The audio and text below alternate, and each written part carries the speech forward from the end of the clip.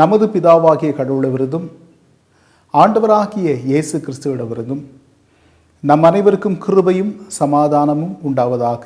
ஆமேன்.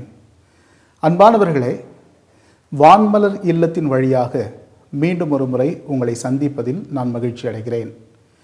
இன்றைக்கு நாம் தியானிப்பதற்கென்று எடுத்துக்கொண்ட திருமறை பகுதி பரிசுத்த மத்தேயு எழுதின சுவிசேஷம் 6ஆம் அதிகாரம் 14ஆம் வசனம். மனுஷர் மீறுதல்களை நீங்கள் அவர்களுக்கு மன்னித்தால் உங்கள் பரமபிதா உங்களுக்கு மன்னிப்பார்.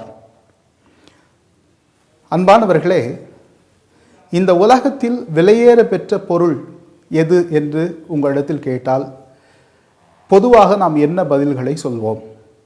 சிலர் தங்கம் என்று சொல்வோம், சிலர் வைரம் என்று சொல்வோம், சிலர் பிளாட்டினம் என்று சொல்வோம். எதெல்லாம் நம் நினைவுக்குள் விலையேற பெற்ற பொருளாக தோன்றுகிறதோ அதையெல்லாம் நாம் சொல்லி கொண்டிருப்போம். ஆனால் உண்மையில் இந்த உலகத்தில் விலையேற பெற்ற ஒன்று மன்னிப்பு. ஏனென்றால் மன்னிப்பு இந்த உலகத்தில் நமக்கு எளிதில் கிடைப்பதில்லை. ஒரு முறை நம்மை சுற்றி இருக்கிற சூழ்நிலையை சிந்தித்து பார்ப்போம். யாராகிலும் ஒருவர் உங்களுக்கு விரோதமாக துரோகம் செய்தால், உங்களுக்கோ உங்கள் பிள்ளைகளுக்கோ உங்கள் குடும்பத்திற்கோ தீங்கு செய்தால், உங்களை பொதுவெளியில் அவமானப்படுத்தினால், கெட்ட வார்த்தைகளை சொல்லி திட்டினால் எவ்வளவு கோபம் நமக்கு வரும். அந்த கோபம் நமக்கு ஆத்திரத்தை உண்டாக்கும், பழி தீர்க்க வேண்டும் என்கிற வைராக்கியத்தை உண்டாக்கும். நம்மை அவமானப்படுத்தியவர்கள், காயப்படுத்தியவர்கள், கெட்ட வார்த்தைகளினால் திட்டினவர்கள் ஒருவேளை நம்மிடத்தில் வந்து நான் செய்தது தவறுதான், என்னை மன்னித்து கொள்ளுங்கள் என்று கேட்டால் நாம் என்ன பதில் சொல்வோம்? மன்னிக்கவே முடியாது. நீ செஞ்ச தப்பை நான் மறக்கவும் மாட்டேன், மன்னிக்கவும் மாட்டேன். சாகிற வரைக்கும் என் மனசிலிருந்து நீ பேசின வார்த்தை, நீ செஞ்ச செயல் போகவே போகாது என்று சொல்வோம். ஏனென்றால் மன்னிப்பு எளிதில் கிடைக்கிற ஒன்றல்ல, அது விலையேற பெற்ற ஒன்று. அவ்வளவு எளிதில் நாம் யாரையும் மன்னிப்பதில்லை, நம்மை யாரும் மன்னிப்பதில்லை. ஆனால் ஆண்டவராகிய இயேசு கிறிஸ்து மன்னிக்கிறதில் வள்ளலாக இருந்தார். இயேசு கிறிஸ்து கைது செய்யப்படுவதற்கு முன்பு அந்த இரவு சீடர்களோடு பேசி கொண்டிருந்தார். உங்களில் ஒருவன் என்னை காட்டி கொடுக்க போகிறான் என்றெல்லாம் அவர்களுக்கு சொல்லி கொண்டிருந்தார். அப்பொழுது பேதுரு, ஒரு காலம் நான் இடரலடைய மாட்டேன் என்று இயேசுவிடத்தில் சொன்னார். இயேசுவோ அமைதியாக பேதுருவை பார்த்து, இன்று இரவு சேவல் கூவுகிறதற்கு முன்னால் 3 தரம் நீ என்னை மறுதலிப்பாய் என்று சொன்னார். பேதுருவோ உடனடியாக சொன்ன பதில் என்னவென்றால், ஆண்டவரே, உம்மோடு கூட மரிக்கிறதாக இருந்தாலும் மரித்து போவேனே தவிர உம்மை ஒரு காலும் மறுதலிக்க மாட்டேன் என்று சொன்னார். ஆனால் சொல்லிய சில மணி நேரங்களுக்குள் இயேசு கைது செய்யப்பட்டார். கைது செய்யப்பட்ட இயேசு கிறிஸ்துவுக்கு என்ன நேர்கிறது என்று பார்க்க பேதுரு ஓடினார்.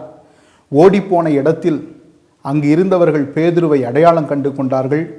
நீயும் இயேசு கிறிஸ்துவோடு கூட இருந்தவன் தானே என்று கேட்டார்கள். பேதுருவோ அந்த கேள்விக்கு பயந்து, தனக்கும் தீங்கு செய்வார்களே என்று, அவன் யார் என்று எனக்கு தெரியாது என்று மறுதலித்தார். திரும்ப திரும்ப கேட்டார்கள். திரும்ப திரும்ப 3 தரம் மறுதலித்தார்.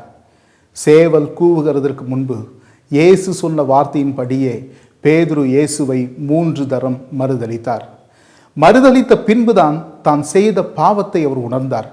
3.5 வருஷம் இயேசு கிறிஸ்துவோடு கூட வாழ்ந்தவர், இயேசு கிறிஸ்துவால் இந்த உலகத்தில் அடையாளப்படுத்தப்பட்டவர், இயேசு கிறிஸ்துவிடத்தில் பயிற்சி பெற்றவர், செத்தாலும் சாவேனை தவிர உம்மை மறுதலிக்க மாட்டேன் என்று சொன்னவர், இன்றைக்கு மறுதலித்து நிற்பது அவருக்குள் கலக்கத்தை ஏற்படுத்தியது. ஓடினார், தனிமையில் கலங்கினார், மனங்கசந்து அழுதார் என்று திருமறை குறிப்பிடுகிறது. மனங்கசந்து அழுதார். தான் செய்த பாவங்களை எண்ணி அறிக்கை செய்து அழுதார். அதன் பலன் என்னவென்றால் இயேசு கிறிஸ்து பேதுருவை மன்னித்தார். தொடர்ந்து இயேசு கிறிஸ்து இந்த உலகத்தின் தமது திருப்பணியை பேதுருவிடத்தில் தான் ஒப்பு கொடுத்திருந்தார். பேதுரு இயேசு கிறிஸ்துவின் ஊழியத்தை எடுத்து செய்தார். அவர் வழியாக இன்றைக்கு உலகம் முழுக்க திருச்சபைகள் வளர்ந்து பெருகி இருக்கிறது. இயேசு கிறிஸ்துவின் மன்னிப்பு பேதுருவுக்கு புது வாழ்வை கொண்டு வந்து சேர்த்தது.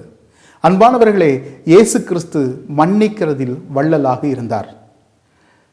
இன்றைக்கு நாம் எப்படிப்பட்டவர்களாய் இருக்கிறோம்? ஒரு கல்லூரியில் கடைசி நாளன்று ஒரு வகுப்பில் கல்லூரி பேராசிரியர் ஒரு பெரிய அட்டையை கையில் வைத்துக்கொண்டு வகுப்பறைக்குள் நுழைந்தார். மாணவர்கள் எல்லாம் கடைசி நாள் என்பதால் சந்தோஷத்தோடு பேசி கொண்டிருந்தார்கள், சிரித்து கொண்டிருந்தார்கள். வகுப்பறை முழுக்க சத்தம் இருந்தது. ஆசிரியர் நுழைந்ததும் எல்லாரும் கொஞ்சம் வேதனைப்பட்டார்கள். கடைசி நாள் கூட இவர் நம்மை விடமாட்டேன் என்கிறாரே என்று யோசித்தார்கள். ஆனால் ஆசிரியரோ நேராக வந்து தன் கையில் இருந்த அந்த பெரிய அட்டையை சுவற்றின் ஒரு இடத்தில் மாட்டி வைத்தார். மாணவர்களை பார்த்தார். இந்த கடைசி நாள் நிச்சயமாக நான் உங்களுக்கு பாடம் எடுக்கப் போவதில்லை, மாறாக இன்றைக்கு நாம் ஒரு விளையாட்டு விளையாடலாம். அந்த விளையாட்டு என்னவென்றால், இந்த கல்லூரியின் கடைசி நாளில் இருக்கிறீர்கள். இதுவரைக்கும் உங்களை யாராவது காயப்படுத்தி இருக்கலாம், வேதனைப்படுத்தி இருக்கலாம், யார் மீதாவது உங்களுக்கு கோபம் இருக்கலாம். அப்படி கோபம் இருக்குமானால் ஒரு பேப்பர் எடுத்து உடனடியாக அவர்கள் பெயர்களை எழுதுங்கள் என்று சொன்னார். எல்லாரும் வேக வேகமாக எழுத ஆரம்பித்தார்கள். சிலர் அநேக பேப்பர்களை எடுத்து பெரிய பட்டியல்களை எழுதினார்கள். எழுதி முடித்தீர்களா என்று கேட்டார். எழுதி முடித்தோம் என்று சொன்னார்கள். உடனே நீங்கள் வந்து இந்த அட்டையில் அந்த பெயர்களை ஒட்டிவிடுங்கள் என்று சொன்னார். எல்லாரும் வந்து அந்த பெயர்களை அந்த அட்டையில் ஒட்டினார்கள். ஒட்டின பிறகு அவர்களிடத்தில் கூர்மையான கத்திகளை கொடுத்தார். கொடுத்துவிட்டு சொன்னார், இது கடைசி நாள், இங்கிருந்து நீங்கள் கோபத்தோடும் வெறுப்போடும் பகையோடும் போகக்கூடாது. எனவே நீங்கள் உங்கள் கரங்களில் இருக்கிற கத்தியால் நீங்கள் எழுதியிருக்கிற பெயர்கள் மீது ஓங்கி அடித்துவிட்டு நிம்மதியாக நீங்கள் இந்த நாளை முடித்து வீட்டுக்கு போகலாம் என்று சொன்னார். எல்லா மாணவர்களும் ஓ என்று கத்திக்கொண்டு ஆர்ப்பரித்து கொண்டு வேக வேகமாக தங்கள் கத்திகளை எறிந்தார்கள். அந்த அட்டை பல முறை குத்தப்பட்டு கிழிந்து தொங்கியது. அனைவரும் கூச்சலிட்டு கொண்டே இருந்தார்கள். ஆசிரியர் வந்தார். மெதுவாக அந்த அட்டை படத்தை திருப்பினார். வகுப்பறை முழுக்க அமைதியானது. ஏனென்றால் அட்டையின் பின்புறம் இயேசு கிறிஸ்துவின் உருவப்படம் இருந்தது. அது பல முனைகளில் குத்தப்பட்டு கிழிக்கப்பட்டு அப்படியே தொங்கிக் கொண்டிருந்தது. அப்பொழுது சொன்னார், நம் எல்லாருடைய பாவங்களையும் இயேசு ஏற்றுக்கொண்டார், நம் ஒவ்வொருவரையும் மன்னித்தார்.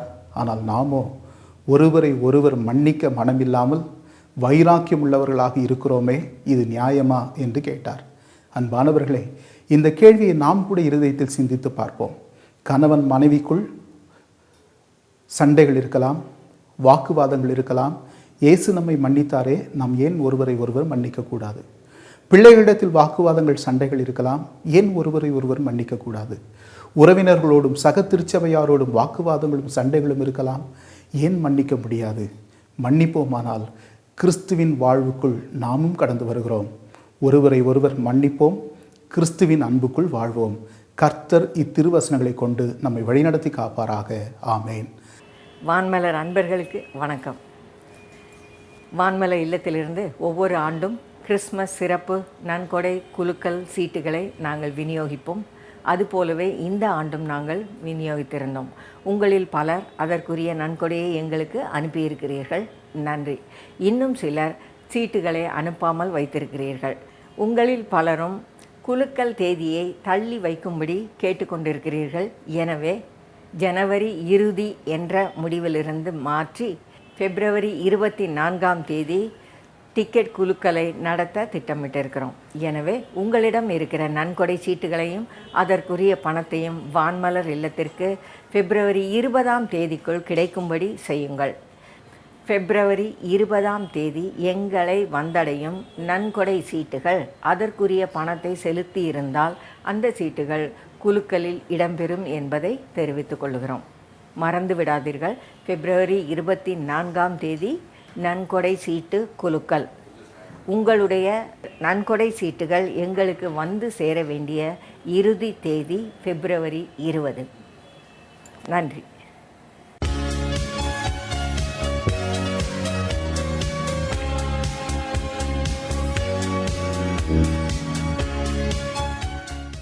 வணக்கம். இந்த நாளில் சின்ன சின்ன வெளிச்சங்களில் இன்னொரு புதிய சிந்தனையை தெரிந்து கொள்வோம். லியோ டால்ஸ்டாய், நாம் அனைவரும் அறிந்த மிகப்பெரிய உலக புகழ் பெற்ற எழுத்தாளர். அவர் எழுதிய அன்னா கரீனா என்கிற நாவல் உலக புகழ் பெற்றது. உலக புகழ் பெற்ற படைப்பு மட்டுமல்ல, ஏறக்குறைய 3 ஆண்டுகள் செலவழித்து அந்த படைப்பை அவர் எழுதி முடித்தார். அந்த படைப்பை முழுவதுமாக படியெடுத்து கொடுத்தது அவருடைய மனைவி சோஃபியா. ஏன்னா அவருடைய கையெழுத்து அவ்வளோ நல்லா இருக்காது. அவங்க திரும்ப திரும்ப படித்து அதை திருப்பி ரீரைட் பண்ணி அதை ப்ரெஸ்ஸுக்கு அனுப்புகிற அந்த வேலையை அந்த அம்மா செஞ்சாங்க. உலக புகழ் பெற்றது, பல இடங்களில் விற்றது. அது ஒரு மிகப்பெரிய வருமானத்தை லியோ டால்ஸ்டாய்க்கு தந்தது. ஒரு நாள் லியோ டால்ஸ்டாய் என்ன நினைக்கிறாரு, நம்ம ஒரு சிந்திக்கிறோம், அதை எழுதுகிறோம், அதை கொடுக்குறோம், நமக்கு மிகப்பெரிய வருமானம் வருது. ஆனால் நம்மளை விட அழகான சிந்தனையை இந்த உலகத்துக்கு சொன்ன இயேசு கிறிஸ்து கலிலேயா கடலோரத்தில் எவ்வளோ பிரசங்கம் பண்ணார், எவ்வளோ அறிவுரைகள் சொன்னார், எவ்வளோ ஆலோசனை சொன்னார். ஆனால் அது என்னத்தையும் அவர் காசாக்கலை, இலவசமாக தானே கொடுத்தாரு. அவர் கொடுத்த அறிவின் மூலமாக நான் எழுதுகிற இந்த படைப்பை நான் மட்டும் ஏன் விற்கணுன்ற எண்ணம் ஒரு நாள் அவருக்கு வந்துச்சு. உடனே அவன் ஒய்ஃபை கூப்பிட்றாரு, இன்னையிலேருந்து நான் இந்த புத்தகத்தினுடைய பதிப்புரிமையை இலவசமாக கொடுத்துட போகிறேன், இதை விற்க மாட்டேன், இதை காசாக்க மாட்டேன் அப்படின்னா எல்லா மனைவியும் என்ன சொல்லுவாங்க, பிழைக்க தெரியாத மனுஷன் தான் சொல்லுவாங்க. சோஃபியாவும் அப்படி தான் கருத்து வேறுபாடு விட்டு அவரை விட்டு பிரிந்து போய்விட்டார்கள். அதில் ஒரு பெரிய சர்ச்சை வந்துச்சு. 2 பேரும் அந்தம்மா முடியாதுன்றாங்க, இவர் நான் இலவசமாக தான் கொடுப்பேங்கிறாரு. ஒரு நாள் இரவு கடிதம் எழுதி வச்சுட்டு, உன்னோடு இனிமேல் என்னால் வாழ முடியாது, நான் போகிறேன், நான் மீண்டும் உன்னை சந்திக்க விரும்பவில்லைன்னு சொன்னார். அதே மாதிரி கடைசியில் சந்திக்காமல் தான் லியோ டால்ஸ்டாய் இறந்து போயிட்டார். இல்லை என்ன செய்தின்னு சொன்னால், ஒரு மிகப்பெரிய சிந்தனையாளன் ஸ்பிரிச்சுவலாக ஒரு விஷயத்தை யோசிக்கிறாரு, ஆனால் அந்தம்மா ப்ராக்டிக்கலாக யோசிக்கிறார். அவர் வருங்காலத்தை குறித்து யோசிக்கிறார், அந்தம்மா வருமானத்தை குறித்து யோசிக்கிறார். இது அவங்க 2 பேருக்குள்ளே டிஃப்ரெண்ட். எனவே சில நேரங்களில் நம்முடைய மூலதனத்தின் மூலம் வருகிற வருமானத்தை மட்டுமே கவலைப்படக்கூடாது. கடவுள் நமக்கு கொடுத்திருக்கிற தாளந்துகளை இலவசமாக இந்த உலகத்துக்கு கொடுக்க வேண்டும் என்பதற்கான ஒரு முன்னடையாளமாக லியோ டால்ஸ்டாயை பார்க்கலாம். இல்லை 2 பக்கமும் இருக்குது. அது என்ன சார், அந்த அம்மாவுக்கு அதான் வருமானம், அந்த அம்மா கஷ்டப்பட்டு எழுதி கொடுத்துருக்கு, அதை போய் ஃப்ரீயாக கொடுக்குறேன்னா அந்த அம்மாவுக்கு கோபம் வராதா அப்படிங்கிற ஒரு ஸ்கூல் ஆஃப் தாட்டும் இருக்கும்.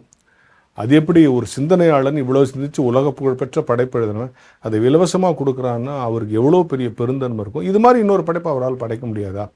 எத்தனை படைப்பு படித்தாலும் இனிமேல் ஃப்ரீயாக தானே கொடுக்க போகிறாருன்னு இதை இந்த ஆர்குமெண்ட்டை வளர்த்துக்கிட்டே போகலாம்.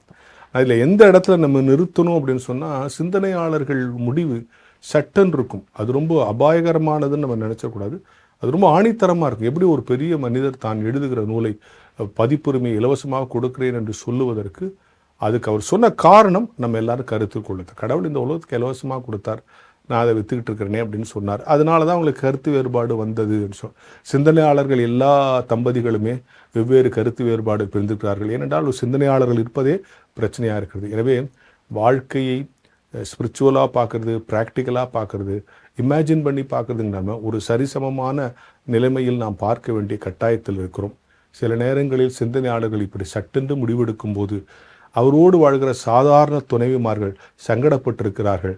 அவர்கள் அந்த சங்கடத்தின் மூலமாகவே அந்த உறவுகள் எல்லாம் பிரிந்திருக்கிறது என்பது இந்த தம்பதிகள் அல்ல, பல தம்பதிகளுடைய வாழ்க்கையிலே, சிந்தனையாளர்களுடைய தம்பதிகள் வாழ்க்கையிலே நாம் பார்க்கிறோம். எனவே ஒவ்வொரு நாளும் நாம் எதையாவது தெரிந்து கொள்ள வேண்டும். இந்த ஒரு விஷயத்திலையும் நான் தெரிந்து கொள்ள வேண்டியது, கடவுள் எனக்கு கொடுத்திருக்கிற தாளந்துகளை நான் முழுவதுமாக விற்பதற்காகவும் வருமானத்திற்காகவும் இல்லாமல் சில நேரங்களில் இலவசமாக கொடுக்க வேண்டிய கட்டாயம் நமக்கு இருக்கிறது என்கிற ஞான வெளிச்சத்தோடு இந்த நாளை தொடங்குவோம். வான்மலரின் புதிய முகவரி கிறிஸ்டியன் மீடியா சென்டர், 105 பாந்தியன் சாலை, 2வது தளம், மியூசியம் எதிரில், எக்மோர், சென்னை 6,08,000.